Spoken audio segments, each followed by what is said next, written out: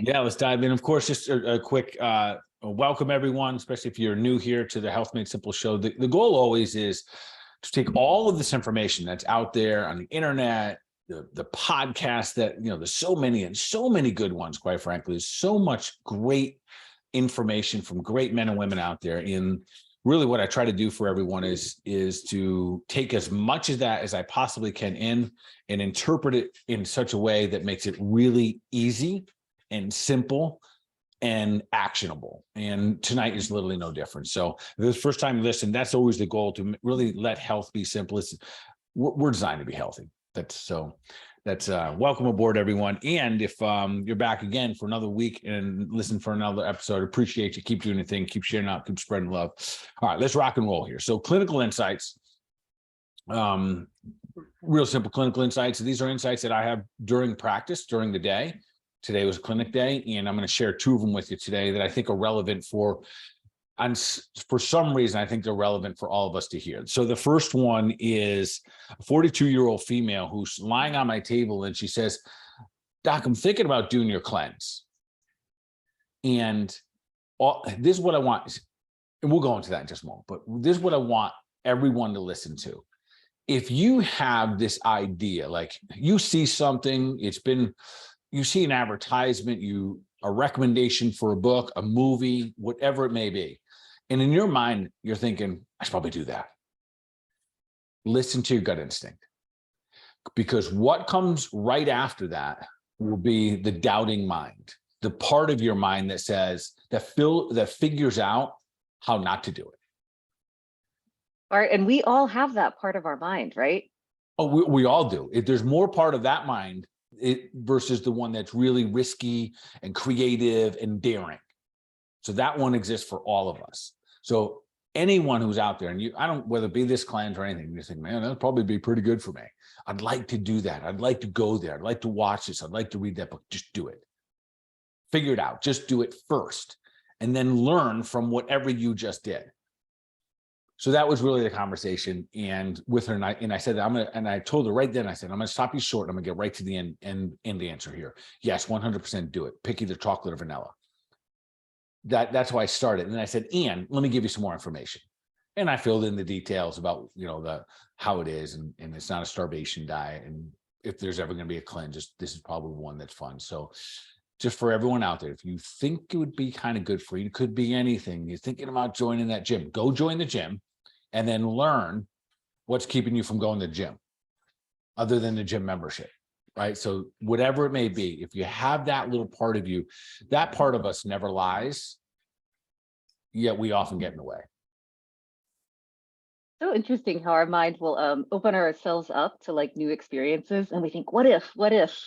So in the case, friends, if any of you are thinking of joining us, I'll just put a link into the chat. We would love to have you. Not too late. Correct. And I'll probably get to mention that a little bit later if people want to join us. Fair enough. All right. So the second one is, I wish all my clinical insights were really super exciting and oh my goodness, this is such a beautiful story. This one is not. And I have to throw it out there because this is as real as it gets. So there's this unwritten trifecta. If you have these three things, the alarms are going off big time. I'm going to say it's beyond that. You are in the bottom 5% headed toward heart disease, probably a heart attack, a little bit of, and I don't even like to mention it this way, but I have to. I can't not. And that's where a situation that I had today. And the trifecta is this. So listen closely, and I hope that doesn't hurt anyone's feelings by me saying this. It's just real. So gentleman comes in, we're having a conversation. I can see in most guys, just in general, ladies and gentlemen, guys do not fill out paperwork well. So I have to ask more questions. So it's 57-year-old male. I recognize that his health probably isn't great. I've never seen him before. He's in there with all kinds of like low back pain. And I can tell just clinically observing him, he's not super healthy, a little heavy on the breathing, a lot of flushing taking place, obviously overweight and other things. So he wrote down that was on one medication, and he wrote down high blood pressure. But I've been doing this long enough to know that that individual right there also has high cholesterol and is also diabetic. At bare minimum, pre-diabetic, but most likely diabetic. So I asked him, I said, any other medications? He said, well, blood pressure. And I said, no cholesterol meds? He's like, yeah, cholesterol meds. And I said, nothing for diabetes? He's like, yeah, I have diabetes. That's the trifecta. So the trifecta is this, and this is the red flag. You're on blood pressure medications, cholesterol medications, and diabetes medications, so really blood sugar medications. If that is the case, then somebody has to have a real conversation with that individual. And I don't even know if it was my role to do that today. The guy was in there for back care, quite frankly.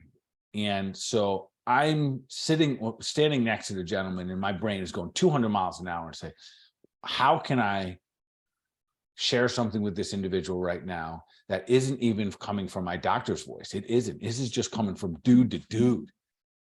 Someone just saying, man, anyone paying attention to this? So I asked him, I said, how many doctors you got? And he said, I got a couple. And I said, are they talking about what's going on? And he's like, well, they say everything's under control because I'm on meds. And folks, that is not under control when you're on meds. That means we're suppressing the symptoms. And if your actions are still going, it's dangerous. That's what it is. It's dangerous. So those three things, the high blood pressure, high cholesterol, and having diabetes, high blood sugar, that's a problem waiting to happen. So you put yourself in a 5% category instead of 95% of the people who probably aren't going to have a heart attack or have heart disease. You're putting yourself in the 5% that most likely will. Anyway, so we stand up. I was like, I got to say something. I will not be able to live with myself if I don't say something, at least from my heart. And I said, dude, I don't want to break your stones here, but anyone talk to you about this? And he says, no, not really. I said, listen, man, this doesn't go anywhere good. You're young. You're 57 years old. You got a couple of years on me. I said, and this is going to go bad fast. He's like, and he said, I know. So I was really happy that I approached it. When I said that, hard to articulate this part of it, but that wasn't my doctor saying, that wasn't Dr. Bart saying that. That was just Bart. That was just me saying, hey, listen, dude. And part of it is he doesn't live in our area. His wife sees me when they visit here regularly. And I know that she's kind of on a health gig. And I asked and said, does your wife ever talk to you about this? He said, all the time. And I said, you know why? And he said, why? And I said, she's scared.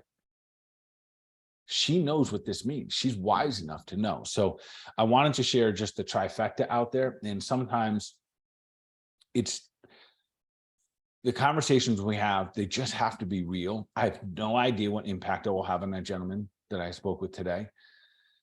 Yet I probably wouldn't have been able to live with myself if I didn't say something. So, and again, that's where I kind of took off my doctor's cap and just wanted to have that conversation. But the trifecta, if anyone's listening out there, the trifecta that you do not want is having high blood pressure, being on medications, having high cholesterol, being on medications, and having diabetes, which is high A1C, which is high blood sugar, and being on medications, which means the lifestyle is non-supportive of human function. That's what that means. And the medications have given you a very, very false sense of security that it's okay to continue with your lifestyle. So for any of our listeners, Bart, who maybe have someone close to them or even within themselves that they recognize that like one of those of the trifecta are appearing in their lives, is it true that we could make changes today to bring a change overall? 100%. That was the Great good news. part. Yeah, 100%. And that was a good part of how the conversation ended. I said, listen, I don't know who you talked about your health. And I told him, I said, the medications do not have this covered. They're not in check. Because I think he said that's what they said. They said with the medications, everything is said. I said, they're not in check. They're just being suppressed. I said, but the beauty is these are so fixable. And the good part, he said, I know. So there wasn't denial. And that's, I think, always the first step, is that first time we have the awareness of, versus just a blinding. And sometimes it feels a little overwhelming. So I don't know what it'll do, but I just pray that he uses this as momentum to go take the next step of action. It's almost like just a theme for the season that we're a little bit more open to reflecting on where we're at so we can make some conscious choices going forward. And even our conversation tonight, when we start to talk about how we really detox, a lot of it will start with awareness. We have to have an awareness of everything that we're exposing ourselves to, whether it's what we're listening to or what we're watching or what we're talking about. There's a lot of things that would serve us if we had the awareness that maybe we should detox from this action, from this conversation, from this group, whatever it may be. And even going back to that first clinical insight, thinking about when you have these opportunities to trust your instinct, I suppose it's really great to find like a trusted source to be a guide through that. That's a huge part of it all. The ability to trust a trusted source, if that makes any sense.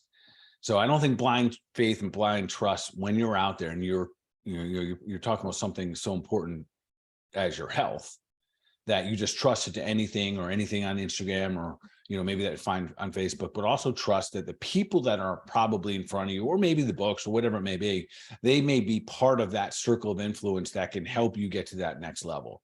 So finding a trusted resource and again, in this conversation is one that always should be said, that remember, doctors, we as healthcare providers, not just doctors, but the entire healthcare profession, we work for the patients, we work for you.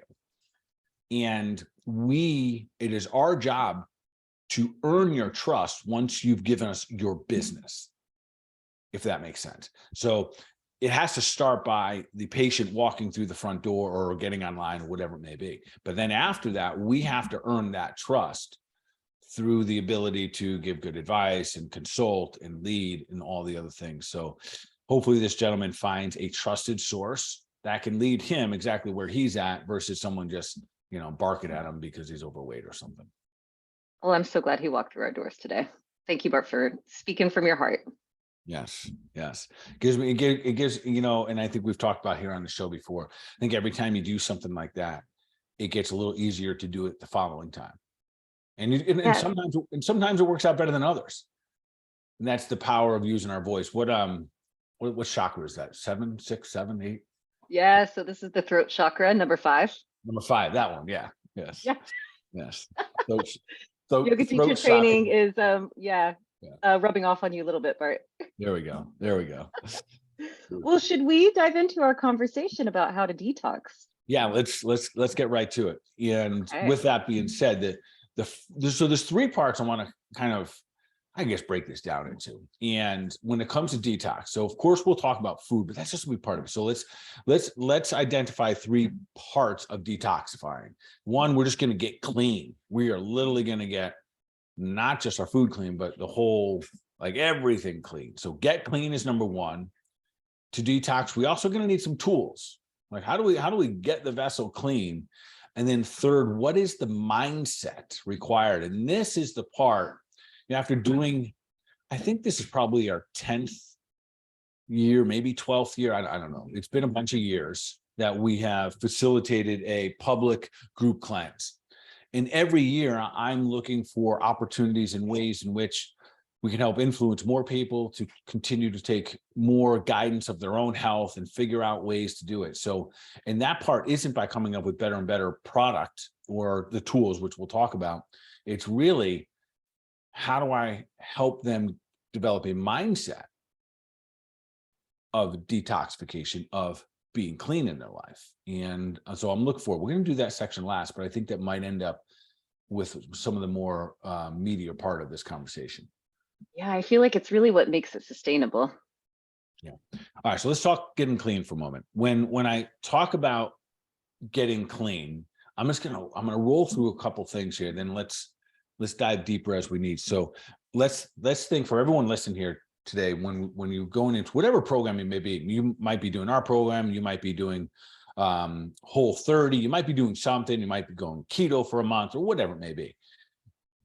Allow yourself to expand your cleanse, your detox, whatever it is, to not just your food. Because remember, the food was supposed to be a given, right?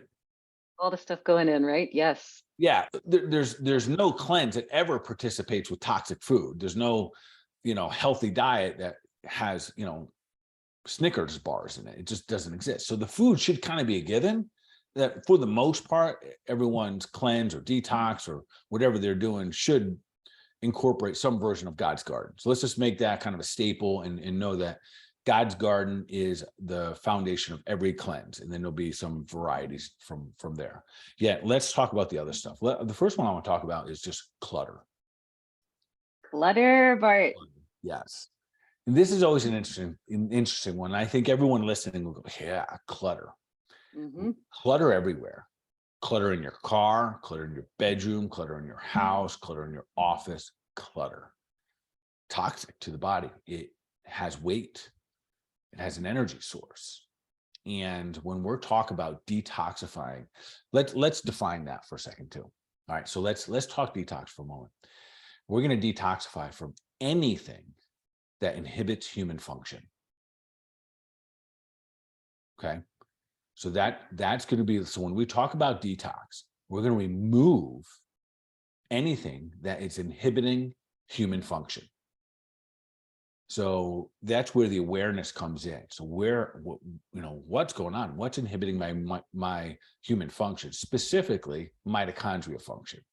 But we don't have to go that deep into it tonight. But that's really what it means. If it inhibits our mitochondria from our powerhouse of the human body, what sugar does, it's what these forever chemicals do. That's paint thinners and all these different things that we bring into our body. They inhibit our DNA. They inhibit mitochondrial function.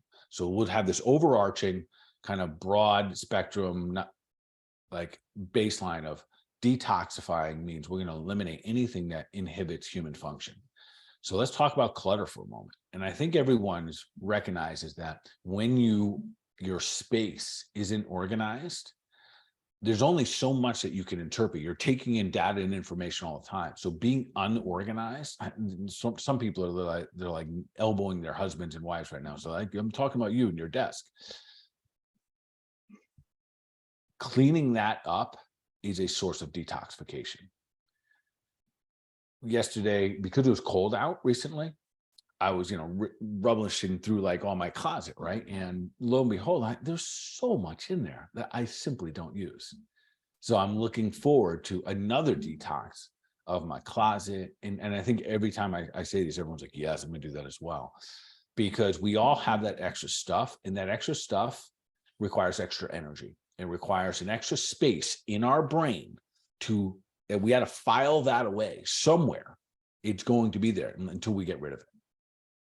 And it's so interesting how you can sit in some comfort with like all of the disorganization, and then you start to organize one thing. So sometimes for me, it's like my computer desktop, because I do a little bit of work on the computer. Once that starts to clear, I look like a little bit to my right. I'm like, oh, I'll move, this over here. And it feels settling. Like you start to notice the passageways kind of opening up again. Yeah. So I want to a little more creative thought.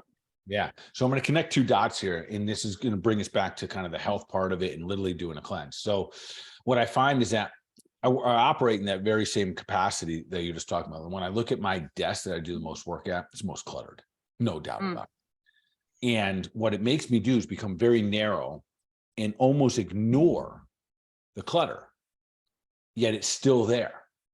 And I tell you, when I do clean it, feels amazing. This, folks, is exactly what happens when we're not paying attention to our diet. We focus on what kind of like serves us, what we like. We forget about all the other things coming into the human body. And we forget about, oh yeah, those cookies over there, those chips over there, or those chemicals, those red dyes and the gluten and the high fructose corn syrup, because we're so focused. We're not clean enough to recognize when something toxic comes in. So if you drop something on my desk, I wouldn't even know. My desk would swallow it. Like, you follow me? Like literally, yes. Because it's not clean enough. And the human body, most people are walking around so cluttered up, they won't know if another toxin gets dropped into their body. And so the mindset part of this, and I guess we're going to dive right into it and just bring it in, is how do we get ourselves to that spot where we start to be aware that the clutter on my desk is probably mimicking itself somewhere else in life as well. It always is. If there's clutter one place, there's clutter in another place. Yeah, it does tend to spread, but the awareness of it, then you become like, okay, these are changes we can make.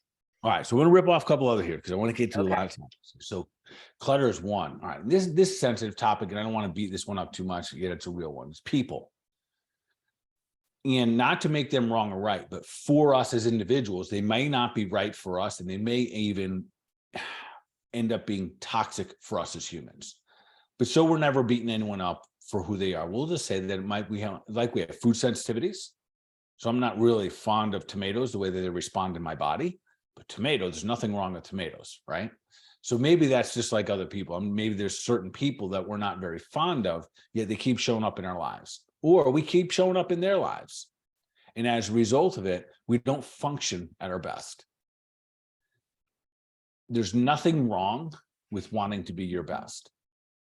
It doesn't mean that we have to be mean to that other human being. It doesn't mean that we have to stop loving them.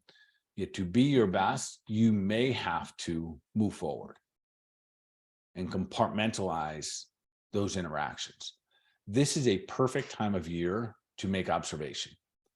And I'm not saying we have to get rid of any family members, but what I see in clinic this entire time, Whitney, is, and this is 26 years of it's like clockwork, that during this time of year, people start doing things they would not do that were normally really good for themselves. They start to go to places and do things and hang out with other people that they're not in their lives on a regular basis. And they kind of take the steam out of their sails that were driving them in a good direction. And then all of a sudden they literally, what do people say? They got off track, meaning they start eating and drinking and doing a bunch of different things, staying up late, feeling like crap, gaining weight, all the things that they were working so hard to do to kind of lean away from. And then it's repetitive. The same type of meetings, the same type of coordinations with the same type of people, and the very, very predictable outcomes, and yet still happening year after year after year. And it might be 3 or 4 times a year with those same group of individuals. So detoxifying also requires the mindset part of asking ourselves, what makes me keep doing that? What makes me keep going to that fountain that's not serving me? And that's a tough one. And I don't know that we have the answer here, yet the awareness of it is huge. The awareness of it is probably the most important part. And again, it does not mean we have to love anybody less. I believe there are true reasons why sometimes we use space, right? So you might move down the road. You might move out of state.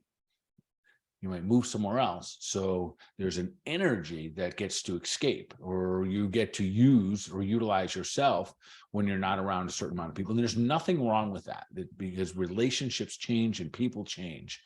Yet too often, when I say too often, for the last, at least 2 weeks, almost everyone that walks in the door, when I'm going to ask them about their nutrition, they fill in the blank with, and I went home, saw family, and I went to the office meeting, and I blank, blank, blank. So having an awareness of how, when, where, with who we start to get toxic again, super huge, especially if our goals are to continue to be the best version of ourselves. I think it can be so gentle to just observe how you feel after spending time with someone. And I know we use that word space a lot, and it can be space like physical space, yes, but also like a pause. Just a little pause in between interactions. So that's a great point. That awareness of how you feel after being with someone is the same thing that we probably should do a little more frequently after eating.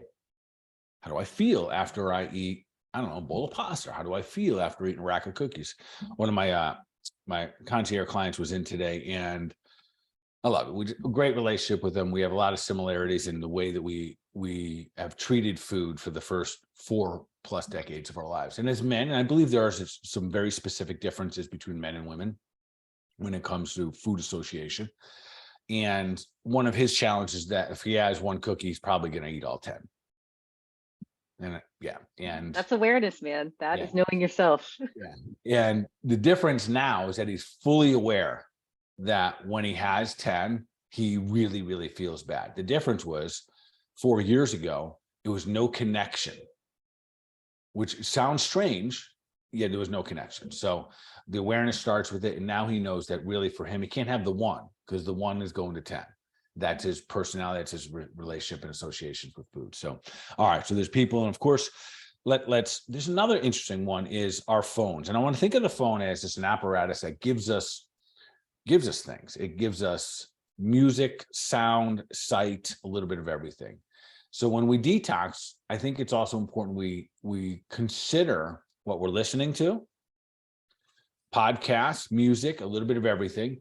Does it make you feel like a better human being? We have to have that awareness. Or after you listen to a certain podcast, are you pissed off? Like, are you like, is your energy changed at all? Or is it uplifting? Does it serve you?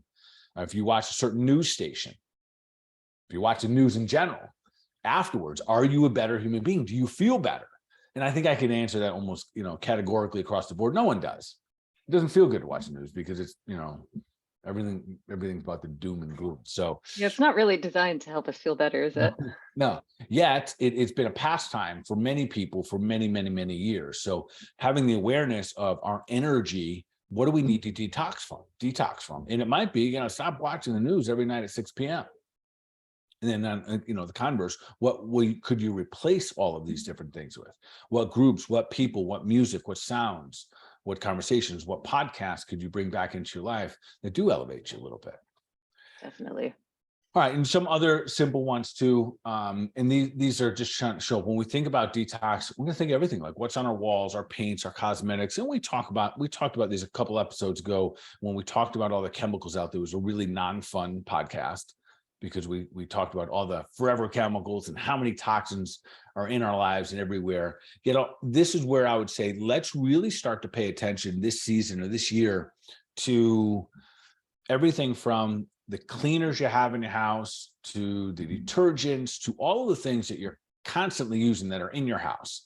And if you're wondering what they are, just go look underneath your sink and look at those and think, well, what if they were on my skin? Well, I wouldn't put these on my skin. Well, what if you sprayed them and you breathed them in? Now they're on your skin, right? So they are now coming into your body. And so you have to have detoxification pathways open to get those things out. So look at everything in your house. And that, again, just goes back to awareness. If I look around and I see a bunch of different bottles here that I definitely wouldn't want to drink them. If I'm afraid if the dogs get near them, I probably should consider getting them out of my house.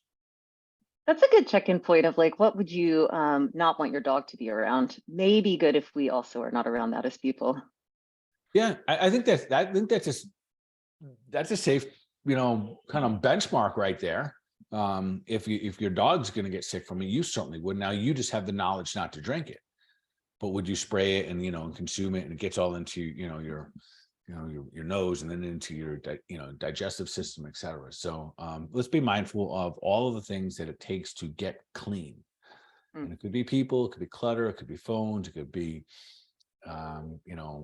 all these things we just talked about, cosmetics, it could be detergents, it could be things that we're listening to, things that we're talking about. That goes gossip is a perfect one to put into this category. No one ever admits that they gossip. There's a lot of gossip out there. Oftentimes it's a primary point of conversation for a lot of people. Once you make a commitment not to gossip, and never point the finger or blame or judge people for doing it, recognize that is a unfortunate method of communication for a lot of people. But once you extract yourself from it, it's very freeing because never feels good to be involved in a conversation of gossip. So maybe this is another area that we look to just get clean the vessel. Yes. That's a great point, Bart. And then how about like the water that we drink? Water's a huge one. And unfortunately, most of our water has a lot of toxins in it. Probably the biggest infiltrator will be fluoride. And we know that fluoride interferes with thyroid function. We know that it interferes with gut microbiome. We know that it interferes with our skin. It interferes with our mitochondria. So it's a beast.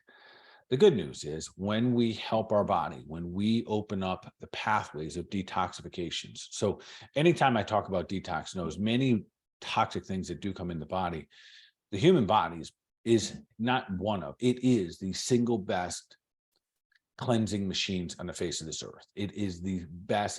It's designed to get rid of bad guys. So if we give it a proper opportunity to do so, we help the liver go through or really flush things through phase 1 and phase 2 of detox. We have good bowel movements on a regular basis. We're able to pee several times a day and we're getting rid of things. Awesome.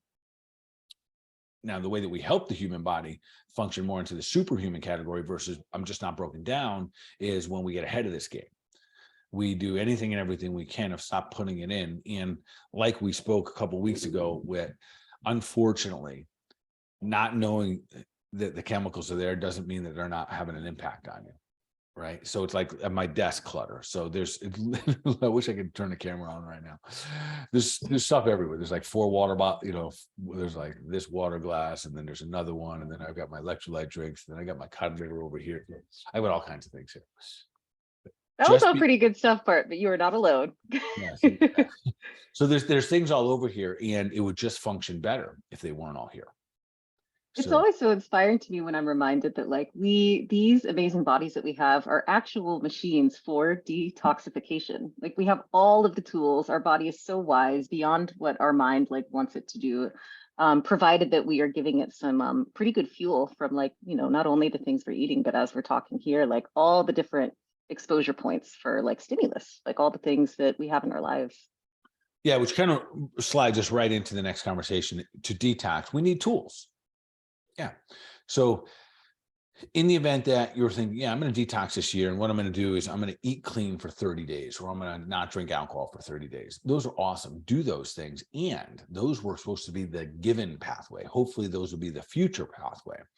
So my prayer, my goal every time we cleanse, especially we do a huge community cleanse, is that by the time people get done, that they've enjoyed and they've learned so many new things, that the eating parameters, they stay the same, that they continue to eat organic food. They're having fun with it. They enjoy it. They've learned new recipes. Their taste buds have woken up again. Will downregulate the sugar receptors. All of those fun things will happen. Maybe they've lost a little weight. Their joints feel a little better, sleeping better. Hot flashes are going away. And these are all things that'll happen on our cleanse. And then at the end of it, whether it's after day 10 or after day 21, my goal is that they just keep eating that way. In if this is their 4th or 5th or 6th or whatever cleanses, every year they just keep climbing that ladder a little bit more and more. Speaking of that, my wife and I were having a conversation earlier today again. So this time of year when in practice, the conversations are much more heartfelt. The fluff just goes away, and you get to connect very good. And several times today, there were conversations of what is motivating, what's driving you this year to do your cleanse, or this year so I've had a lot more conversations for like first time cleansers. And interesting enough, a lot of guys that in the past didn't do it are doing it now. Cool. Yes. Which I love. And most of the time it's women just do a better job taking care of themselves. So I asked my wife, why do you cleanse? And she's like, because I like to feel good. And that's her thing. So no matter what it is, it's an okay thing. I want to make this note on it though. So I asked her, why do you eat good all the time? Because my wife eats good all the time. I eat good most of the time. And because I'm married her, that most is expanded, right? Yet she's not going to derail herself. She's never and it's not because she has fear of that thing. She just literally says, it came out of her mouth real quickly. She likes to feel good. That being said, that is a journey to get there. So you don't automatically just all of a sudden, I'm going to eat everything good and I'm going to feel better as a result of it. It doesn't work that way. There's a pendulum that constantly swings back and forth. And I say this because people are on their health journey, this is a big part of it, knowing that, last year I was doing this year I'm doing it better. And each and every year, it's a compounding interest, in the ability to practice health is so important. Which brought me back to the gentleman who had the trifecta today. In that little conversation, I asked him if he's ever cleaned up his diet before. And the answer is just a big flat no. So he has zero practice at health. So he has nothing to go by. And in the event that he has an unfortunate situation takes place, and he has no practice hunkering down, it'll be much more difficult for him to climb out of that unfortunate situation.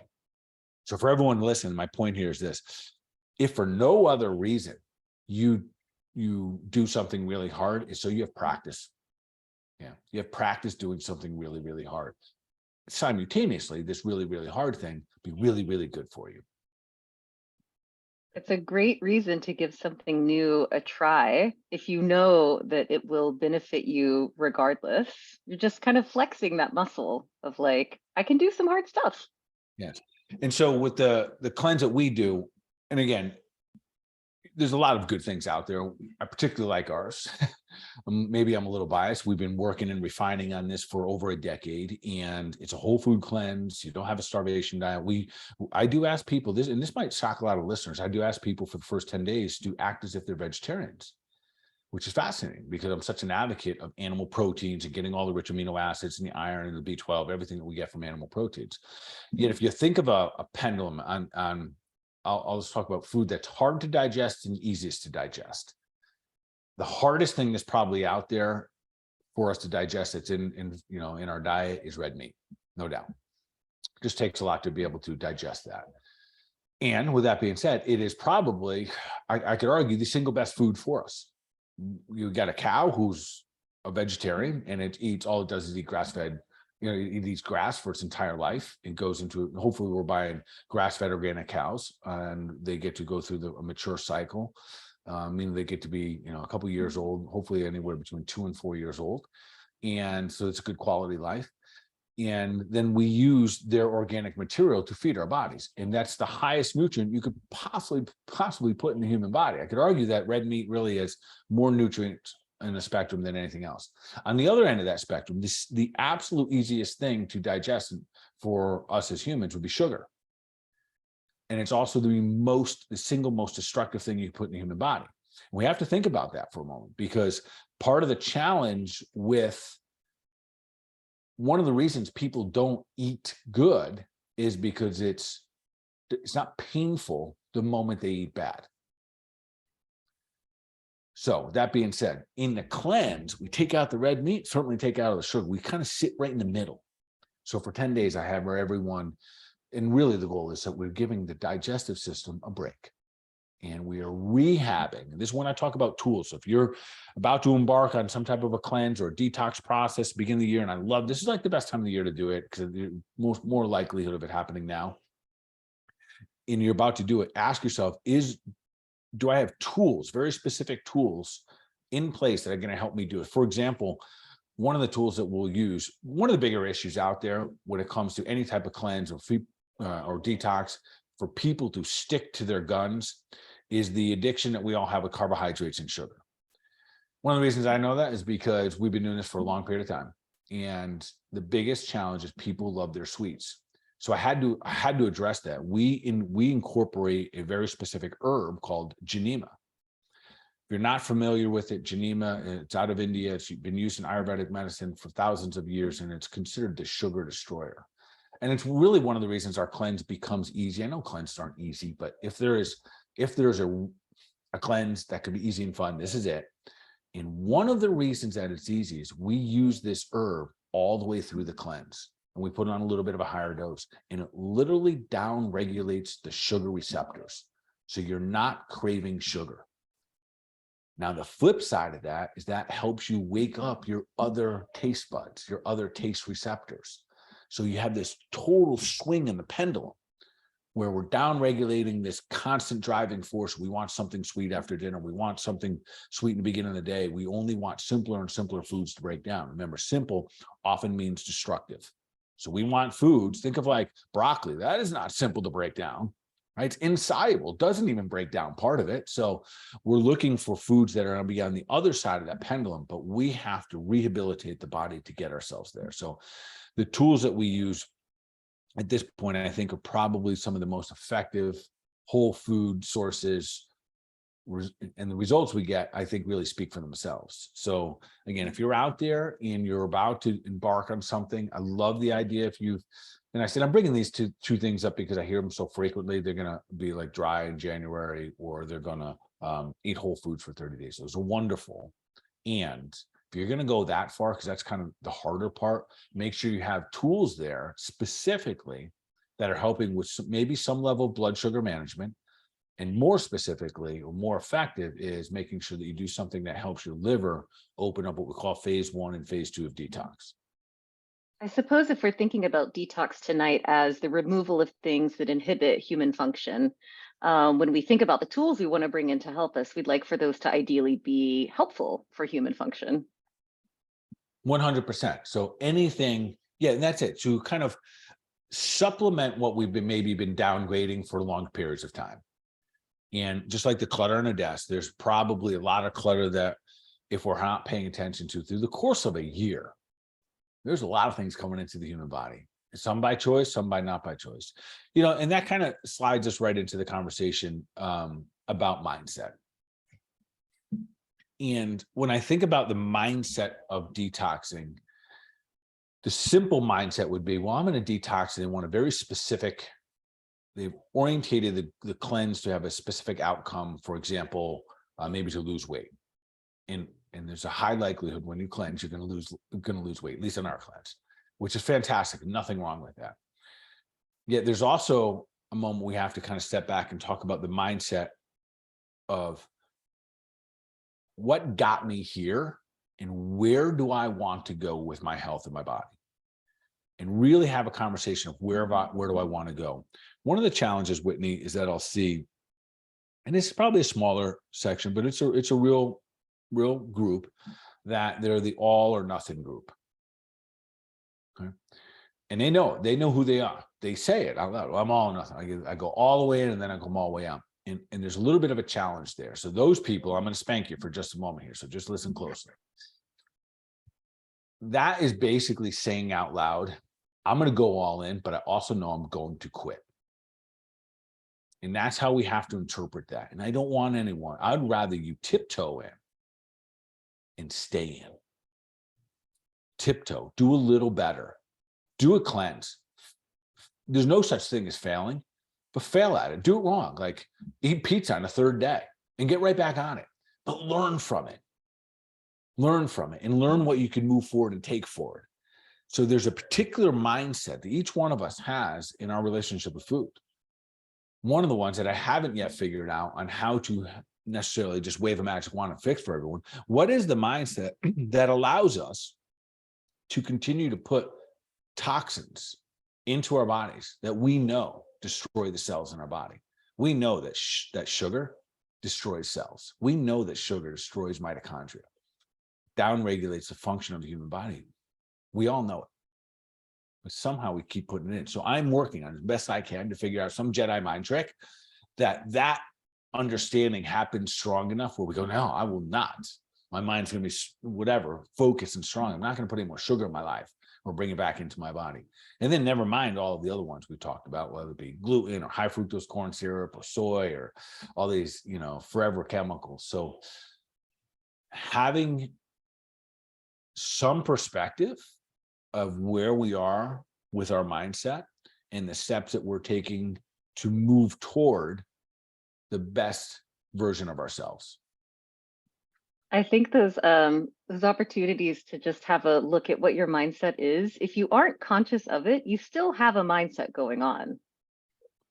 100%. That's like the clutter on the desk.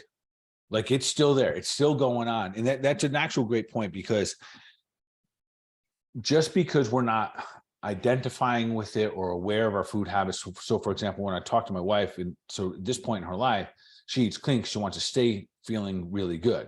And she knows when she derails, she doesn't feel any good. But it took a long time. But all these things are coming in, and one by one, they got to go. And oftentimes, you got to get them all out and then let them return to really see which ones. But you don't even know until you're clean and then returning the bad guy. So, for example, I'll often people that were kind of fighting me would say gluten. They really like just the idea of giving up gluten kind of pains them. I'm gonna go off gluten. Say, listen, give me 30 days. Go off gluten. Maybe you go off dairy. But then on day 31, I want you to have a gluten party. I want you to wake up. I want you to have some cereal. I want to have waffles, some pancakes, some bread for lunch. Have a sandwich at night. I want you to have some pizza. Have another snack at night. And tell me how you feel the next day. All bloated, can't go to the bathroom, puffy, joints hurt, cranky, hungry as can be. Yeah, I think we all know exactly how that would feel. Yeah, Yes. right? Yeah. So and it's funny. There's literally, when it comes to getting healthy, there are millions of ways to get healthy, but there are billions of ways to get sick. So that awareness of looking at our, the whole perspective, and most importantly, having fun with it. So I'm going to give an example of what I mean by having fun with it. I've got an issue right now in my life with food, and the issue is that I'm eating too much cheese. Yes. So Awareness, Bart. Beautiful. Thank you for yeah. sharing. So, so clean cheese is organic cheese, but it's a lot of cheese, and in the cleanse there's no Quantity thing. Got it. It's a quantity thing, no doubt about it. So I'm really thinking about what the heck am I going to do on the cleanse? So I'm laughing at myself because most likely this is going to be my hardest cleanse in a decade. And I don't even want to prepare myself like in that mindset yet. Based on what I eat every day, and I'm not going to have those things on the cleanse. That's probably 50% of my diet. It's not going to be there. Never mind the good stuff like that, just like chicken, egg, and fish. I'll have those in day 11. But so that's the fun part of it. Yes. Because the ultimate reward is that I know at the end of the day, it'll make a better version of myself. And I'm looking forward to it. I'm looking forward to challenge myself. And so I think back to the mindset thing. And it's not just a guy thing, but I often hear this with guys. I want to take that out of there, and say just in general. Sometimes when I introduce or other people share, hey, why don't you cleanse with me? And they're kind of like, no, I'm not doing that. Although they might kind of deep down know, if it was easy and I couldn't fail, would this be good for me? They'd be like, yes. Okay. So we all have those things in our life, thinking about, what if you did work out every day? What if you did start running again and you did, a quarter mile, then a half mile, and a mile? These things that would be good for you. I find that there's a couple mindset challenges here, and I want to introduce them because I think they're real, and maybe anyone listening might have this aha moment and recognize it's okay to have these emotions, and maybe it's time to let go of this part of it. And I will bring back the guy part of it. So I believe a lot of guys won't cleanse. Not most, but it's more frequent that we have our consumers of our cleanse are women. And women definitely take better care of their bodies, no doubt, especially on a nutritional level. Yet a lot of the guys, I know the reasons they're not doing it. And there's two primary reasons, and they're not so pretty. One, there's a fear of failure. And the fear comes from, and the reason I know this, because I've had these heart-to-hearts with guys. I've had these conversations with them in one-on-one situations where, and the fear of failure is this: what if I can't do it? They don't want to fail at anything, right? So that is a big issue with our egos, that there's something this small is something I would fail at, like not being able to control what I put in my mouth. And that's huge. And if that's you out there right now, let that crap go, right? I probably, when we get in the private group, which you have to be in the cleanse to do that, and I go live on Mondays, I will probably tell you the story of my first cleanse. It's a hoot, but just trust me, it is okay to fail. It is okay to fail, and being willing to be a beginner at something. It is, yeah. So that fear of failure, not doing it right, or thinking, man, I can't do this, I don't have discipline, that doesn't matter. Learning from the experience and recognize it, yes, you totally can cleanse. The second part is, in this part, it is real, and I'm going to try to articulate in such a way that people understand, because this isn't what comes to their mind, but it is what comes to their mind. If we cleanse and you take away cheese for me, right? And I enjoy my cheese. Well, let's just say we're talking about taking away gluten and snacks and ice cream and alcohol and all of those things, and especially the nighttime version of it. All those are going to go. All those things are going to go. The things that make us feel different. One of the reasons we're not going to want to cleanse is because, unfortunately, for a lot of people, that is the highlight of their day. A real acknowledgement, Bart. It is. And I know this to be true because I know I've had people say it to me. I've had people say that the only thing I look forward to is my blank, and they fill in that blank. That glass of whiskey after dinner, the ice cream bowl, the snacks. And that is where they're deriving most of their guaranteed pleasure for that day. When we detox, when we get cleaned, that pleasure of life opens up. Right now, there's too much clutter on the desk. So for those people out there thinking, man, if I gave up the very things I love, and that's probably one of the biggest reasons people don't like cleanse, or, and I'm not just talking about ours, but go through a timed, you need time, right? We need, you need more than a day to do this, to clean your body out. But one of the biggest reasons is because they gain the most pleasure in their life from the food or the alcohol that they're consuming in the evening time. So for those people out there, if that's you, no big deal.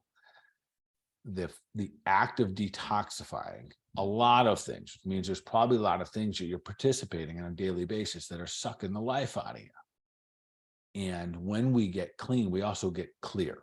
That is one of my favorite things about the cleanse, and especially, a week or two into it, the mind gets super, super clear. The body feels better. There's not as much inflammation. There's not as much pain, maybe a couple pounds of shed off. You are a lighter vessel walking on the earth, and it feels better.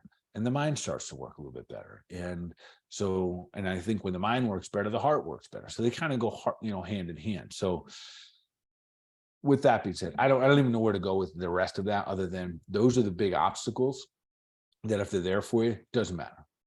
Jump, dive in. You cannot fail. You can experience. And if you happen to be one of those individuals where you couldn't imagine giving up the most pleasurable thing of your day, which is your alcohol, and no one ever says that, like just up front, well, I'm not giving my alcohol, it's a favorite thing of my day. Oh, I take that back. Some people do say it exactly like that. Yeah, if you do in that moment, I promise you the end result, you will be in a better place than you currently are. It's a beautiful thing to recognize that these changes can open up different ways of being. And I think a cool thing about this health path is that you try something out, and then like your opportunity for growth is kind of limitless. Like I know that Bart, you're like decades into a conscious health building path, and you are tweaking and fine tuning things all the time, every day. Always, every day. Yeah, every single day. And there's reasons for that. One, we're aging, so we're up against that. We're creating new opportunities and new thoughts and new patterns and new obstacles for us in our lives. And we're seeing also tempted. So the conversation I was having with my concierge client today was that, listen, give yourself a little bit of a break. So instead of beating yourself up, oh my God, I can't believe I ate all these cookies. Why did I do it? Why? Because you got 45 years of programming, of emotional programming, mental programming, biophysical, the biochemistry of your body, your sugar receptors. You're lucky you didn't eat all 10 cookies at one time. Never mind one at a time. So the cards are a little bit stacked up against us. And that's the whole idea of, of as much as we can, making these moments kind of fun. Right. So let me get to that real quickly. So if anyone does want to join us for our cleanse, we kick it off January 2nd. You can be anywhere in the country. We can mail you out your cleanse. You can be local. Time to do it. We extended our early bird special. So you can still get some great pricing. You can do 10 or 21 day. If you've never done one before, not a bad idea to start at 10. But if you're just like, I don't care, like I'm going for this beautiful, it gets easier on day 11. Because we change things up a little bit to make it we expand the kind of the menu, if you want to call it. If you are local folks, check this incredible easy now. And this was a big help for a lot of people. So our cafe, which is right next door, obviously we're 100% organic and clean. We now have prepared meal plans, which is crazy. So 10 years ago, we were doing this. All the people that were doing it way back in the day, and we didn't even provide recipes at that point. We just gave a list of foods. So people are like, oh my God, they got it so easy now. So you literally, if your obstacles that you are not a cook, you're not a chef, you don't want to spend that time, you don't have that time and energy to do it, you can get prepared meals all the way through your cleanse. Even if you don't want to get prepared ones, you can just go to the cafe now and then eat lunch or eat breakfast or eat dinner. So there are so many obstacles. We have been working really hard. My crew, my staff has worked so hard to really make this a winnable situation. Now, if you're out of town, you're not left alone. We have dozens of recipes that are going to be online in the private group. So there's so many things. And some of those recipes are some of my absolute favorite meals. So there's so many opportunities. I do want you to take action though, when you're in it. So hopefully you're going to make something through this cleanse on your own. So you participate in the energy and effort of what it takes to feed yourself properly. And as much as I kind of frown, like when I think about that, because I'll just whatever is healthy, I'll eat it. Every time I do make a new recipe, I'm like, man, that was fun. That was easy. And again, then I'm reminded, wow, it's easy to be healthy. You just have to participate a little bit. So we're doing anything and everything we can to make your journey on this cleanse a win. And so if you're on the fence a little bit, just jump in, just do your thing, trust your instincts, make sure you learn. We kick it off. And the other kind of added value benefit is that every Monday, which is starting next Monday, we're in a private group and I'm going to be personally in there coaching. I guess we'll call it coaching, consulting, and leading the way here. We're going to I'll map out exactly what everything's doing, how to do it, Q&A through it, helping you through some of the challenges and roadblocks. I'll be getting yelled at a little bit, but it's okay. And like I said, if there's ever an opportunity to have a cleanse, it's relatively easy. I say relatively, or fun. Fun, yes. Easy, I don't know. Worthwhile, and super, super effective. So the beauty is, again, you get the end of it. Yes, you'll take a whole bunch of different supplements, help clean your body out, down-regulate sugars, open up pathways for, detox phase 1 and detox phase 2. All of those good things will take place with what you're taking. And then at the end of it, you don't have to take any of those. You just have to continue to eat good. So if you want to join us, there's still some time. If you would put a link into the notes there. If you're not a link person, just call the studio. So put a phone number there or something like that. perfect. We will get it all in. Yes, Mondays will be on Zoom. We've got a question coming in. And yes, you will get an invite with the link. We would love to have you all join us. Bart, we find ourselves at the end of our show. So here is our last question. What is one step that our listeners can take towards becoming superhuman? Trust your instincts. Something seems right the first time around, the first time you think about it, go for it. Anything. If you think you're thinking about sending a card to someone, stop right then and there, write the card out and send it. Don't wait 2 weeks and be like, damn, I wish I send that. Especially when you run into that person. Be like, damn, I was going to send you a card. It doesn't have the same impact, right? If you're thinking, man, I should probably do that cleanse, or I want to do that cleanse, go for it. Put the fears aside, learn something from the experience. You're thinking about joining the gym, join the gym, and then figure out how you're going to get there, and then figure out how you're going to exercise there. So trust your instincts. They're always right. And be careful of that part of your brain that starts that kind of stinking thinking part. Heard. Well, Bart, thank you so much. And thanks all of you for joining us for the Health Made Simple show. Last one of the year. Yeah, that's right. Wow. Boom. How about that, huh? Yes. Well, Wow. thank you everyone for being here. Thanks for joining us for another year. Appreciate and love all of you. Keep doing the thing. Keep sharing it out. Keep spreading the love. And of course, continue to take deliberate action for your mind, your body, overall wellness. God be awesome.